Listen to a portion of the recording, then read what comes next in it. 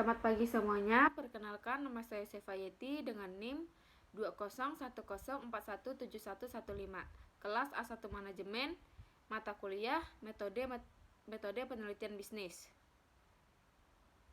Dosen pengampu Bapak Ade Mursalin SE MM.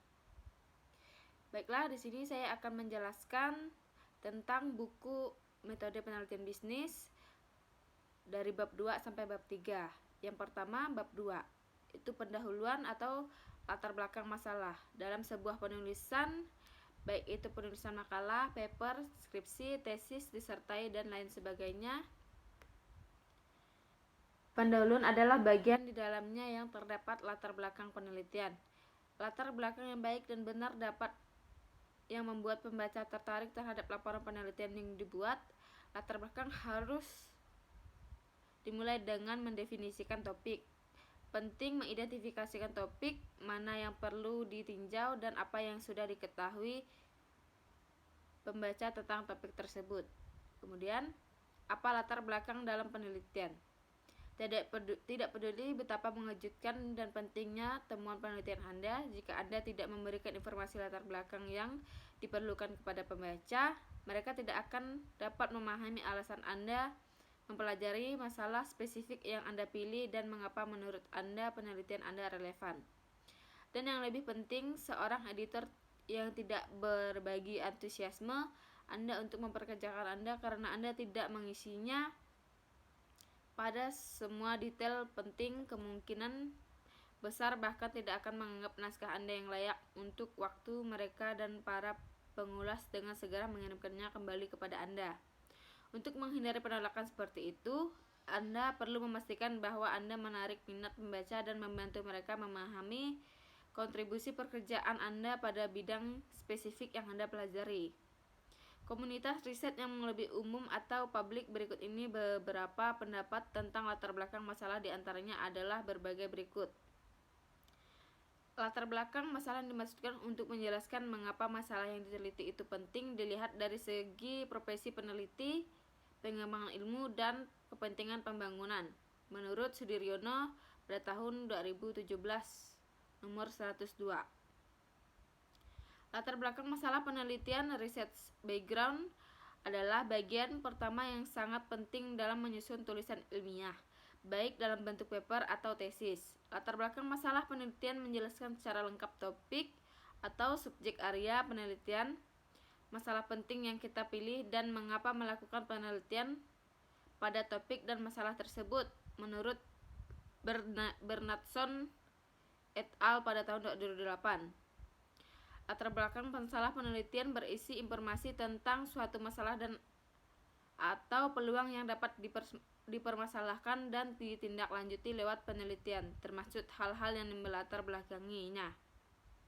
Menurut Husin Umar pada tahun 2001. Latar belakang berisi tentang sejarah dan peristiwa-peristiwa yang sedang terjadi pada suatu proyek penelitian, tetapi dalam peristiwa itu tampak adanya penyimpangan dari standar yang ada, baik standar keilmuan maupun aturan-aturan. Dalam latar belakang ini, penelitian harus melakukan analisis masalah sehingga permasalahan menjadi jelas. Melalui analisis masalah ini, peneliti harus dapat menunjukkan adanya suatu penyimpangan dan menuliskan mengapa hal itu perlu diteliti. Menurut Sugiono pada tahun 1999. Bagian latar belakang masalah menjelaskan mengapa suatu penelitian dilaksanakan dan apa yang ingin dicapai atau diketahui dari pelaksanaan penelitian tersebut. Fakta dan data yang mendukung harus dicantumkan. Menurut Dermawan Wibisono pada tahun 2000. Latar belakang mengidentifikasikan dan menggambarkan sejarah dan sifat masalah penelitian yang didefinisikan dengan baik dengan mengacu pada literatur yang ada. Informasi latar belakang harus menunjukkan akar masalah yang sedang dipelajari, konteks masalah yang sesuai dengan kaitannya dengan teori penelitian dan atau praktik ruang lingkupnya, dan sejauh mana penelitian sebelumnya telah berhasil menyelidiki masalah. Mencatat secara khusus di mana terdapat kesenjangan yang coba diatasi oleh penelitian Anda. Latar belakang masalah merupakan informasi yang tersusun sistematis berkenaan dengan fenomena dan masalah problematik yang menarik untuk diteliti. Masalah terjadi saat harapan ideal akan suatu hal tidak sama dengan realita yang terjadi. Tidak semua masalah adalah fenomena yang menarik. Masalah yang fenomenal adalah saat terjadi perhatian banyak orang dan dibicarakan di berbagai kalangan di masyarakat. Latar belakang juga dimaksudkan untuk menjelaskan alasan mengapa masalah dalam penelitian ingin diteliti. Pentingnya permasalahan dan pendekatan yang digunakan untuk menyelesaikan masalah tersebut, baik dari sisi teoritis dan praktis, disebut juga merupakan gambaran yang jelas mengenai pemikiran ilmiah, dengan cara mengemukakan masalah dan menghadapkan pada beberapa pustaka yang relevan yang dapat menuntun pembaca menuju kepada pemikiran logis. Latar belakang masalah setidaknya membuat hal-hal sebagai berikut menurut Andrik Purwasito pada tahun 2004. Yang pertama, faktor-faktor apa saja yang menjadi perhatian untuk dijadikan suatu latar belakang. Itulah yang disebut dengan latar belakang faktual atau identifikasi masalah yang relevan. Informasi kasus baik secara langsung lewat pengamatan di masyarakat maupun lewat buku-buku referensi dan hasil-hasil penelitian lain yang sejenis ini disebut latar belakang teoritis. Penelitian menghubungkan kasus yang satu dengan yang lain, bagaimana kasus-kasus kontemporer berhubungan dengan kasus-kasus terdahulu, bagaimana antara teori-teori yang dapat menjelaskan fenomena perubahan tersebut dari waktu ke waktu. Kemudian cara membuat latar belakang penelitian atau proposal dan skripsi. Ketika menyusun proposal skripsi, wajar jika mahasiswa tingkat akhir sedikit kesulitan dalam membuat latar belakang penelitian, namanya juga baru pertama kali, dan tentu belum menemukan gambaran seperti apa sih latar belakang pada bab 1 ini. Nah, pada subbab panduan sebelumnya, Anda sudah belajar bagaimana cara menentukan judul skripsi yang tepat serta 200 contoh penelitian terdahulu yang bisa Anda download. Kemudian, apa yang harus Anda ketahui tentang latar belakang penelitian? Latar belakang penelitian adalah dasar suatu penelitian yang menjelaskan alasan-alasan masalah, perbedaan hingga apa yang akan diteliti dalam suatu penelitian. Permasalahan yang diteliti harus dijelaskan dalam lingkup yang lebih luas hingga sedetail mungkin. Selain itu, peneliti juga harus menanyakan bahwa sebelum ada penelitian terdahulu yang memecahkan permasalahan yang terjadi, atau jika sudah ada penelitian terdahulu yang melakukan penelitian tersebut, maka peneliti harus menyatakan perbedaan antara penelitian yang ia lakukan dengan peneliti dahulu. Dengan kata lain, latar belakang penelitian bukan hanya sekedar tentang alasan peneliti tertarik untuk meneliti masalah tersebut, melainkan penjelasan yang lebih detail baik secara luas yang bisa berisi data pendukung, tabel, grafik, ataupun fakta yang terkait dengan variabel sesuatu yang detail. Kemudian, cara membuat latar belakang penelitian yang benar. Ada yang bilang cara membuat latar belakang penelitian proposal atau skripsi harus seperti segitiga terbalik. Apa dimaksud segitiga terbalik? Lalu gimana cara menerapkan pada judul penelitian saya? 5 langkah dalam artikel ini membantu Anda menyusun pengantar efektif untuk kedua jenis makalah penelitian. Yang pertama, apa yang harus dibahas pertama kali pada latar belakang penelitian? Mulai pembahasan luas terlebih dahulu yang berkaitan dengan tujuan penelitian Anda. Jika saya berbicara secara umum, tentu akan bervariasi. Misalnya ada penelitian yang bertujuan dengan mencari tahu hubungan sebab akibat antara variabel dan juga yang bertujuan untuk membandingkan dua data, dan ada juga berbagai tujuan lainnya. Contoh yang pertama, pengaruh profitabilitas dan leverage terhadap retur saham pada PT. Pada judul tersebut sudah terlihat bahwa penelitian tersebut bertujuan untuk mencari tahu hubungan sebab akibat yang yaitu profitabilitas dan leverage sebagai sebab dan return saham sebagai akibat. Kemudian contoh yang kedua, perbandingan return saham sebelum dan selama COVID-19 pada PT. Untuk contoh ini perbandingan hanya satu variabel, yaitu return saham dengan dua periode data yang berbeda sebelum dan selama. Karena tujuan penelitian ini adalah untuk membandingkan dua data dari satu variabel, maka Anda bisa fokus ke variabel utama, yaitu return saham. Yang ketiga, bahas variabel satu persatu, sertakan teori dan hasil penelitian terdahulu. Selain variabel return saham, pada contoh pertama juga terdapat dua variabel lainnya, profitabilitas sebagai variabel dan solvabilitas sebagai variabel kedua. Sedangkan contohnya hanya menggunakan satu variabel return saham.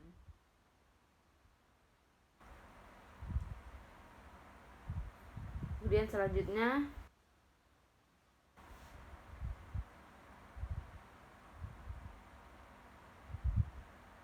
tips menggunakan data terkait. Tetap fokus pada variabel utama, misal variabel dependen kinerja karyawan. Coba pikirkan data apa yang mudah didapatkan serta berhubungan dengan kinerja karyawan. Pikirkan secara global, apakah total pengangguran, gaji, jumlah tanggungan, atau persentase PHK, pemutusan hubungan kerja. Tidak mudah mendapatkan data gaji dan jumlah tanggungan. Tentu ini bukan solusi yang tepat, sementara cukup mudah dan mendapatkan data total pengangguran dan persentase PHK. Cukup pilih yang paling tepat. Alasan ketika kinerja karyawan sangat buruk, maka karyawan tersebut berpotensi terkena sanksi PHK. Cukup masuk akal, bukan? Selanjutnya Anda bisa menggunakan data ini dan rangkailah kata-kata yang mudah dimengerti. Kemudian gunakan data mentah. Untuk menggunakan data mentah, kami hanya mempunyai tips. Yang kedua, itu variabel manajemen laba dan data bisa di-download.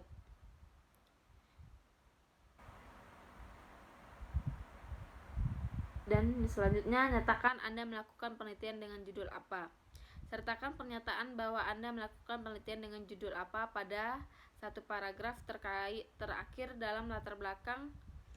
Mengupayakan mengaitkannya dengan latar belakang secara keseluruhan, misalnya seperti berdasarkan adanya kontradiksi hasil penelitian sebelumnya serta dan data return saham yang cenderung meningkat, maka penelitian bertujuan melakukan penelitian dengan judul pengaruh profitabilitas dan solvabilitas terhadap return saham pada sektor food and beverages di Bursa Efek Indonesia periode tahun 2011 sampai 2020, dengan asumsi bahwa dengan data 10 tahun tersebut telah mencerminkan perubahan sehingga dapat dilakukan analisis pada variabel penelitian yang digunakan.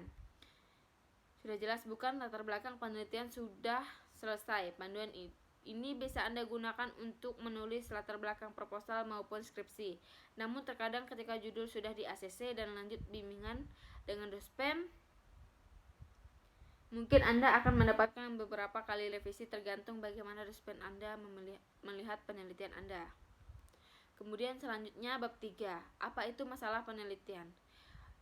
Definisi masalah penelitian adalah masalah penelitian didefinisikan sebagai area perhatian yang membutuhkan pemahaman yang berarti tentang topik tertentu, kondisi, kontradiksi, atau kesulitan. Jadi apa itu masalah penelitian?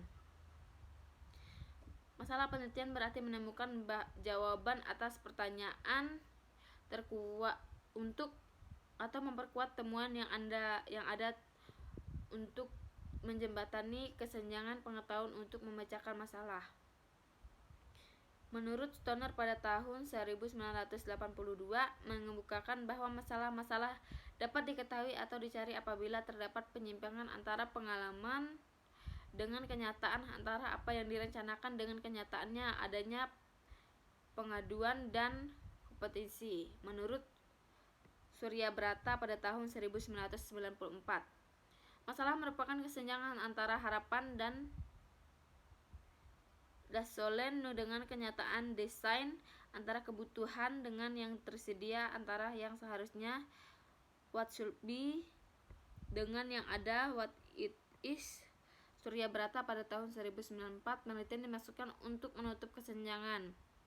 Wittgenstein. Apa tujuan dari pernyataan masalah penelitian? Sebuah pernyataan masalah dalam penelitian berusaha untuk mencapai hal-hal berikut. Pertama, memperkenalkan pentingnya topik dalam proposal penelitian. Kedua, memposisikan masalah dalam konteks yang sesuai. Ketiga, menyediakan kerangka kerja untuk menganalisis dan melaporkan hasil karakteristik masalah penelitian. Pastikan untuk memenuhi karakteristik penting ini untuk memenuhi masalah penelitian yang efektif, karena berbagai penelitian yang kami lakukan tidak mungkin untuk menanamkan semua karakteristik ini, namun pastikan untuk mempertimbangkan dan mencakup sebagian besar karakteristik ini untuk memungkinkan cara melihat, memeriksa, dan memahami masalah riset pemasaran. Kemudian selanjutnya, meliputi kebutuhan atau masalah penting.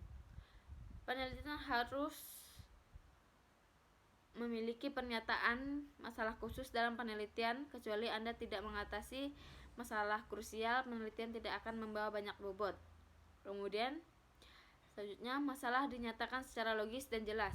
Jika Anda tidak dapat menyatakan masalah secara logis dan jelas dalam proposal penelitian, kemungkinan masalahnya adalah masalah yang lemah atau mungkin bukan masalah. Untuk menguji ini, gabungkan masalah spesifik ke dalam paragraf dan pastikan masuk akal dan mencakup semua poin yang penting. Selanjutnya, penelitian didasarkan pada fakta dan bukti aktual atau non-hipotetis. Ada perbedaan antara keyakinan dan fakta. Jauhkan fiksi dari ini. Penelitian harus didasarkan pada fakta aktual dan bukan keyakinan. Peristiwa hipotetis tidak akan melakukan penelitian dengan baik. Anda tidak dapat menganggap temuan penelitian itu benar atau akurat jika Anda tidak mendasarkannya pada fakta dan bukti. Selanjutnya, masalah penelitian menghasilkan dan mendorong pernyataan penelitian. Penelitian harus membuat beberapa pertanyaan. Pertanyaan ini harus lebih spesifik untuk penelitian yang menyoroti berbagai komponen atau aspek masalah. Selanjutnya, ini sesuai dengan anggaran dan kerangka waktu. Pastikan bahwa kegiatan penelitian dapat dilakukan dalam anggaran dan kerangka waktu. Selanjutnya, data yang cukup dapat diperoleh. Penelitian didasarkan pada fakta dan temuan dan harus ada beberapa kasus atau temuan untuk membuktikan penelitian. Selanjutnya, masalahnya memiliki jawaban yang tidak memuaskan ataupun merupakan masalah baru. Pastikan bahwa hanya ada sedikit atau tidak ada penelitian tentang topik tersebut. Jika masalah sudah selesai, jawaban yang ada untuk masalah tersebut dan jawaban ini coba dan uji. Mungkin yang terbaik adalah melanjutkan dan tidak membuang waktu untuk menemukan apa yang telah ditemukan secara ekstensif.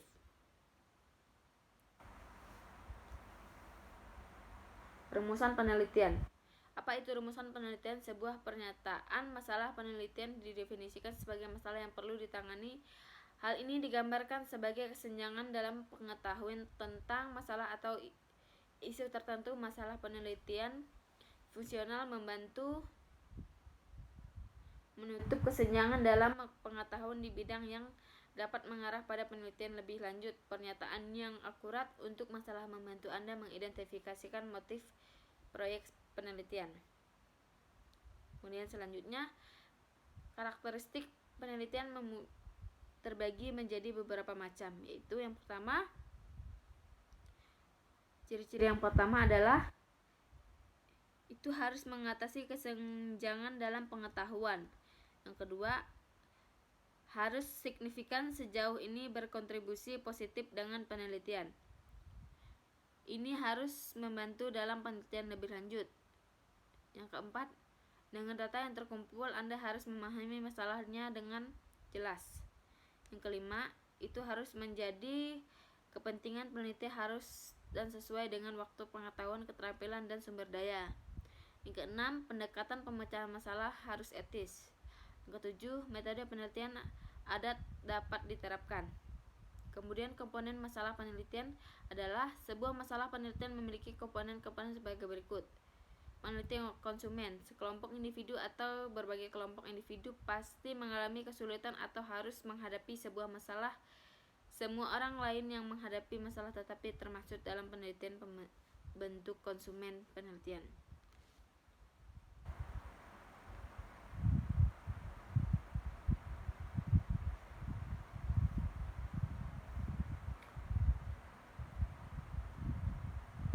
Kemudian selanjutnya adalah sumber masalah dalam penelitian atau skripsi dan tesis.